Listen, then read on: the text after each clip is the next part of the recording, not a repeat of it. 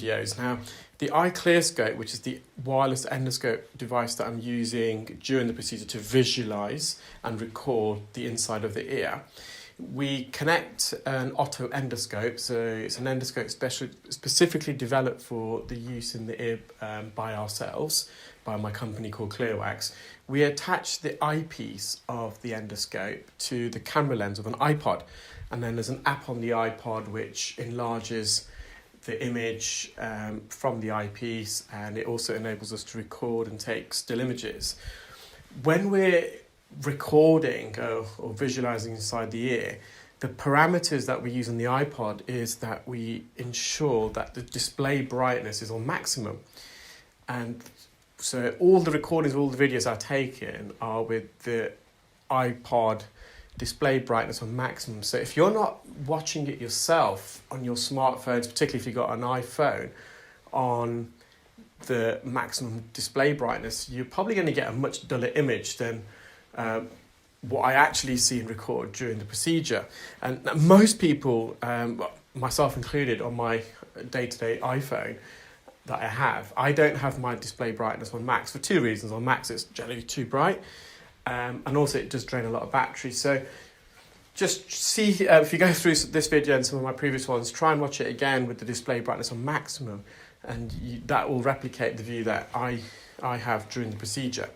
So just going back to the procedure, this patient attended with a very blocked ear.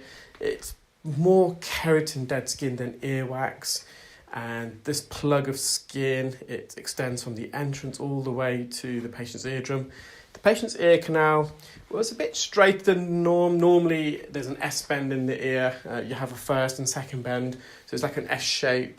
The first bend is about half a centimetre into the ear canal. The second bend is about a centimetre in. So it's kind of like a chicane, a meander.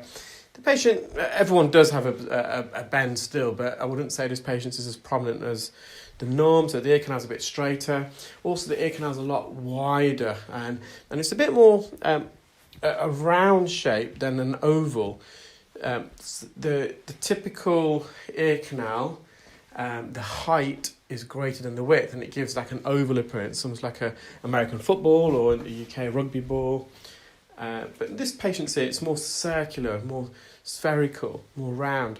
So I'm just using a combination of microsuction, and you probably saw there a moment ago I used some forceps. And we're just trying to peel away the skin, the keratin off the canal. And what's great about the endoscope, as you can probably see, is that it's the view an endoscope provides. It provides a wide field of view, a panoramic field of view. We can almost see the entire ear canal wall in one shot. And that differs to other techniques of visualization. For example, if you use an ENT operated microscope, you get unbelievable magnification, but the view's a lot narrower. So you don't see the field of view as we do, and you're having to constantly move the microphone around and the microscope around to see different parts of the ear. And it's similar with head loops, another method of visualization using head loops. So you can see we've cleared the ear canal. It's quite a large ear, eardrums in the distance. And with an endoscope, that's why it's so useful in keyhole surgery. The endoscope has a much wilder field of view. Once you've inserted it into the orifice, you can see all around you. When I'm performing the procedure sometimes, it's almost like I'm inside the ear and I'm kind of looking around me, and I can touch the ear canal wall. And that, I feel, this field of view helps me makes my procedures a lot more efficient, I feel. I can manipulate the wax off the canal walls a lot better because I can see it. Allows me more manoeuvrability.